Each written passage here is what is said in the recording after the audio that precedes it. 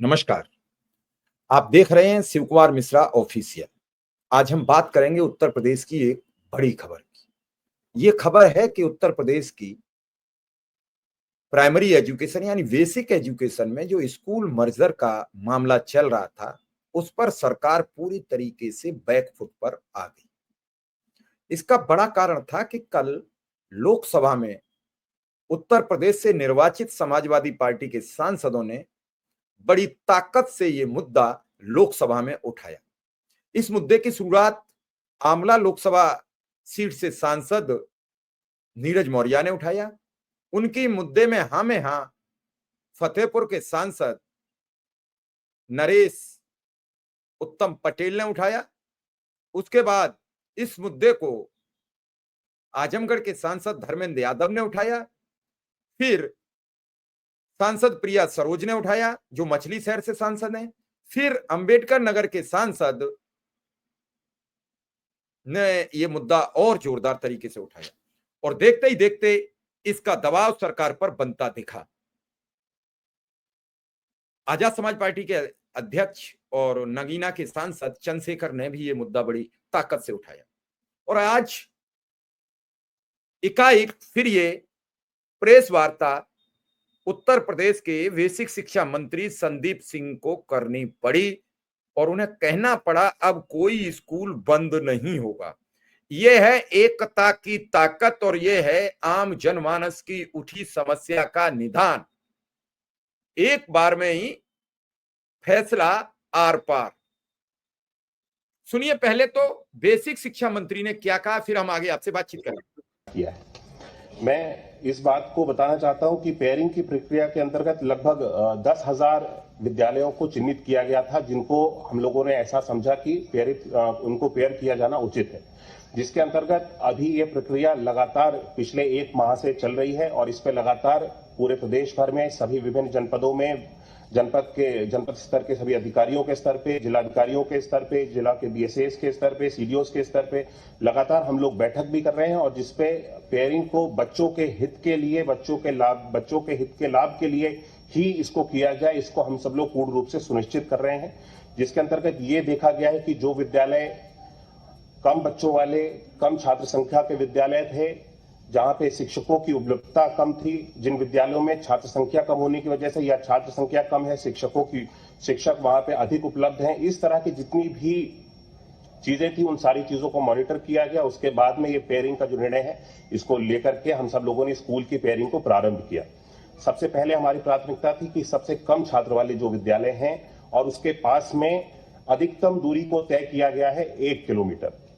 1 kilometre से अधिक की दूरी का कोई भी विद्यालय आपस में मर्ज नहीं किया जाएगा। इसको निर्णय लेकर के और सभी जनपदों में इसकी जानकारी निर्देशित कर दिया गया है।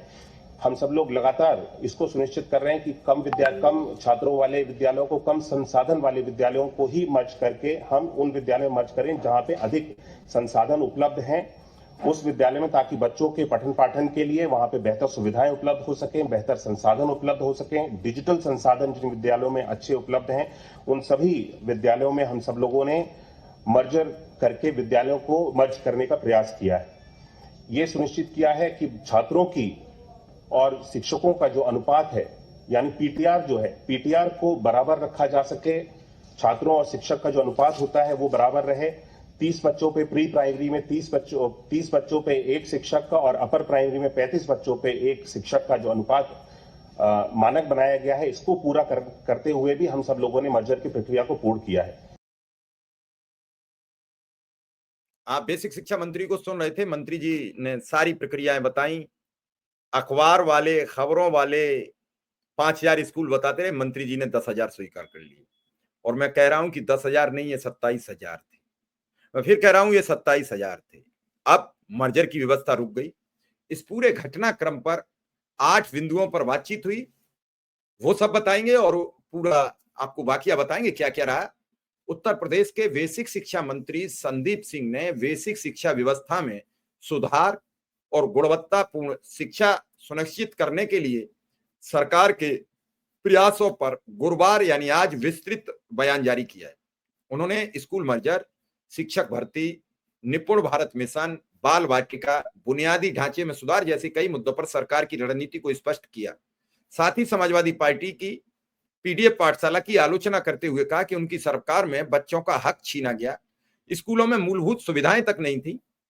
मंत्री संदीप सिंह ने कहा कि स्कूल मर्जा का निर्णय छात्रों और प्रदेश के हित में लिया गया। उन्होंने कहा कि उत्तर प्रदेश में 10,000 स्कूलों को मर्ज करने के लिए चिन्हित किया गया, जिनमें से 50 से कम छात्र हैं। यह मर्जर राष्ट्रीय शिक्षा नीति एनईपी 2020 के तहत छात्र शिक्षक अनुपात 30:1 प्राथमिक और 35:1 उच्च प्राथमिक का पक्ष बनाए रखने के लिए किया जा रहा है। यह कोई नया निर्णय नहीं है। 2024 से इसकी चर्चा और तैयारी शुरू हो चुकी थी। ये मैं कह रहा हूं, राजस्थान में 2014 में 20,000 स्कूल, मध्य प्रदेश में 51,000 स्कूल, हिमाचल प्रदेश व उड़ीसा में बड़े पैमाने पर स्कूल मर्जर हो चुके हैं। उन्होंने भरोसा दिलाया कि 1 किलोमीटर से अधिक दूरी वाले स्कूलों का मर्जर नहीं होगा। यदि छात्रों को असुविधा होती है तो कम छात्रों वाले स्कूल भी चलते रहेंगे। अगले सप्ताह में मर्जर प्रक्रिया पूरी होने की उम्मीद है। संदीप सिंह ने स्कूल बंद करने के दावों को भ्रामक बताया। कहा स्कूल में एक भी यूपी में स्कूल बंद नहीं होगा, खाली स्कूल में प्री प्राइमरी स्कूलों शिक्षा के लिए बाल वाटिका शुरू की जाएगी। ये सब जानकारियां मंत्री जी ने दी। लेकिन मैं ये जानना चाहता हूं कि मध्य प्रदेश में जो स्कूल बंद हुए वहां किसकी सरकार थी? भारतीय जनता पार्टी की। राजस्थान में 14 में बंद हुए, किसकी सरकार थी? वसुंधरा राजे की सरकार थी। तो क्या भारतीय जनता पार्टी के शासन में ही स्कूल बंद होते हैं? हिमाचल में जब बंद हुए तब आपकी सरकार, उड़ीसा में जब बंद हुए तो आपकी समर्थित सरकार। तो ऐसा आप क्या करते हैं जो शिक्षा के स्कूल आपको मर्जर करने पड़ते हैं? और दलों की सरकार में ये व्यवस्थाएं क्यों सुदृढ़ चलती हैं? कोई तो कारण होगा, इस कारण का कोई निस्तारण भी होगा। लेकिन कब आप निस्तारण करोगे, कब आप समझोगे, ये कब तय करोगे? यही चीज मैं बार बार आपसे कहना चाहता हूं, बार बार आपको समझाने का प्रयास करना चाहता हूं कि काश कुछ ऐसा कीजिए कि कम से कम लोगों को न्याय मिले। मैं फिर कह रहा हूं कि उत्तर प्रदेश की बेसिक शिक्षा का सबसे बड़ा नुकसान आपके नेतृत्व में हो रहा है। इसे संभालिए। प्रदेश के शिक्षा मित्र बेहाल, प्रदेश के अनुदेशक बेहाल, प्रदेश के रसोइया बेहाल, प्रदेश के आंगनवाड़ी कार्यकर्ता बेहाल। वो आपके विभाग के नहीं है। आखिर आप बेसिक शिक्षा को ऊंचाई पर कैसे ले जाएंगे जब तक सिस्टमैटिक काम नहीं करेंगे? हर कार्य आप भगवान के भरोसे छोड़कर काम नहीं चलेगा। स्कूल मर्जर क्यों किए? नए शिक्षक भर्ती क्यों नहीं किए? स्कूलों में शिक्षा मित्र नियमित क्यों नहीं किए? स्कूलों में अनुदेशक नियमित क्यों नहीं किए? जो स्कूल बंद करने की नौबत नहीं आती। मैं फिर आपसे कह रहा हूं कि आप 3 महीने शिक्षा मित्रों पर छोड़िए, शिक्षा मित्रों को नियमित कीजिए, उन्हें समान कार्य का समान वेतन दीजिए और पूरे प्रदेश में यह जिम्मेदारी दीजिए कि बच्चे लाए जाएं स्कूलों में। तो मुझे पूरा भरोसा है प्रत्येक स्कूल में बच्चे होंगे। और उन्हें जिस हिसाब से प्राइवेट स्कूलों में शिक्षा दी जाती है, उन्हें शिक्षा देने का काम कीजिए। शिक्षकों की संख्या बढ़ाइए।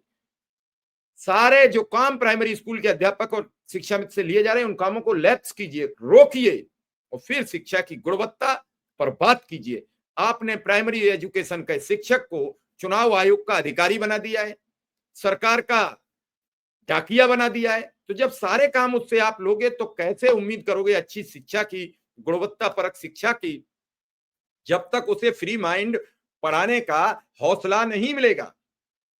आप नई भर्ती कर नहीं रहे, नए पद सृजित कर नहीं रहे, नए स्कूल सृजित कर नहीं रहे, जो हैं उन्हें मर्ज कर रहे हो। आप मानते हैं, आपने बताया कि राजस्थान में मर्ज हुए, भारतीय जनता पार्टी की सरकार, मध्य प्रदेश में मर्ज हुए, लगातार भारतीय जनता पार्टी की सरकार, हिमाचल में मर्ज हुए, भारतीय जनता पार्टी की सरकार। आखिर स्कूल मर्ज करने की कवायद क्यों? इस पर बैठकर शिक्षकों के साथ चर्चा और बातचीत क्यों नहीं की गई? अरे आप ही के अधिकारी 5,000 की बात कर रहे थे, कल तक सब प्रेस कॉन्फ्रेंस में सबको बताया जा रहा था। आज आप 10,000 बता रहे हो, धीरे धीरे ये 25,000 हो जाएंगे। तो इस सब पर खुलकर एक बातचीत होनी चाहिए। समाज में क्या बदलाव हो रहे हैं, क्या रुकावट हो रही है और शिक्षा को कैसे बचाया जाएगा। लेकिन एक बात तय है कि समाजवादी पार्टी ने जब लोकसभा में इस बात पर गहन चर्चा की तो आज ही बेसिक शिक्षा मंत्री को जवाब देना पड़ा है। हालांकि फिलहाल तो हाई कोर्ट ने मर्जर पर रोक लगा दी है, वो कहते हैं कि हम 10 दिन में मर्जर पूरा कर लेंगे। तो ये भी समझ में नहीं आ रहा कि हाई कोर्ट के आदेश को भी मानोगे कि नहीं मानोगे। हाई कोर्ट ने कहा है कि अब तक जो मर्ज हो गए वो ऐसे रुके रहेंगे, और जो मर्ज होने की प्रक्रिया में उन्हें आज एज इट एज रोक दिया जाएगा। तो अगला कदम सरकार का क्या होगा? क्या सरकार कोर्ट के आदेश को डिनाई करेगी? क्या सरकार कोर्ट के आदेश को मानेगी तो मर्जर रोकेगी? ये बेसिक शिक्षा मंत्री ने बताया। लेकिन सरकार, समाजवादी पार्टी के सांसदों की उठी संसद में आवाज के बाद निश्चित केंद्र सरकार ने सवाल किया होगा, जिसका जवाब मंत्री जी को आज देना पड़ा और प्रेस कॉन्फ्रेंस करनी पड़ी। आखिर मर्जर तो 15 जून से शुरू हो गया था, तो 15 जून से आज 31 जुलाई को ही मंत्री जी क्यों सामने आए? कोई ना कोई खास वजह। तो फिलहाल इस खबर में इतना ही। इस मेरे नए चैनल को आप सब्सक्राइब कीजिए, वीडियो लाइक शेयर कीजिए, इन वीडियोस को आगे ग्रुप्स में भेजिए, ताकि ये जनहित की खबरें लोगों तक जाएं। ये मेरी ही नहीं, आपकी भी नैतिक जिम्मेदारी है। धन्यवाद, नमस्कार।